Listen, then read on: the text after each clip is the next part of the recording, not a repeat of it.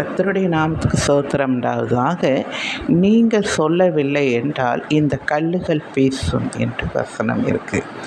சுவிசேஷம் சொல்லுவது நம்மளுடைய கடமை. அதாவது இயேசு கிறிஸ்துவை பற்றி, அவருடைய வழிமுறைகள், அவர் எதற்காக வந்தார் என்பதை நாம் சொல்லாவிட்டால் இந்த கல்லுகள் பேசும். அவர் நம்முடைய வாழ்க்கையில் எவ்வளோ அற்புதங்களை நம்முடைய வாழ்க்கையில செய்திருக்கிறார். ஆனால் நாம் சாட்சி சொல்வதற்கு வெட்கப்படுகிறோம்.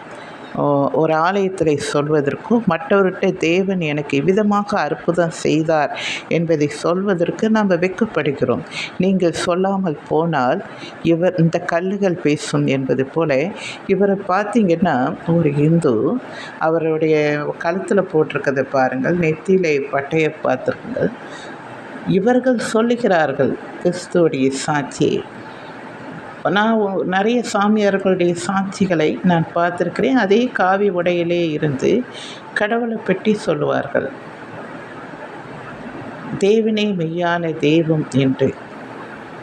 எவ்வளோ ஆச்சரியமாக இருக்குது பாருங்களேன். நாம் போய் சொல்வதற்கு வெட்கப்படுகிறோம், பயப்படுகிறோம்.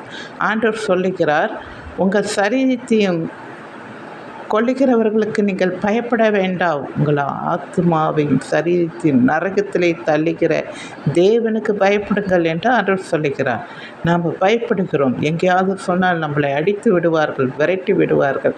எத்தனை பேர் துணிஞ்சு அது எல்லாம் நடந்தாலும் பரவாயில்லை, நான் கிறிஸ்துவை அறிவிப்பதே மெய்யான வழி, அதுவே என்னை ஆண்டவர் சொல்லியிருக்கிற அந்த கடமை நான் செய்தே ஆக வேண்டும் என்று ஒவ்வொரு இடத்துலையும் ஆண்டவரை பற்றி சொல்லுகிறார்கள். சாராய கடையில், வீதிகளிலே, பஸ் ஸ்டாண்டில், ஆஸ்பத்திரியில், இயேசுவே மெய்யான தேவன், அவரை ஏற்றுக்கொள்ளுங்கள், உங்கள் பாவங்களை நீங்கள் அறிக்கை செய்யுங்கள், ஆண்டவர் உங்களை மன்னித்து உங்களை விடுவிப்பார், உங்களை ஏற்றுக்கொள்வார், நீங்கள் பாவத்திலேருந்து விடுவீங்க. உங்கள் குடும்பம் எவ்வளவாய் கஷ்டப்படுகிறது, சாராய கடையில் வேஸ்ட்டாக உங்கள் காசை நீங்கள் கொடுக்கிறீர்களே, பாவத்தை சம்பாதிக்கிறீர்களே, நீங்கள் அதை விட்டுவிட்டு உங்கள் சொந்த குடும்பத்தை நீங்கள் நன்றாக நடத்துங்கள் என்று அழகாக சொல்லுகிறார்கள்.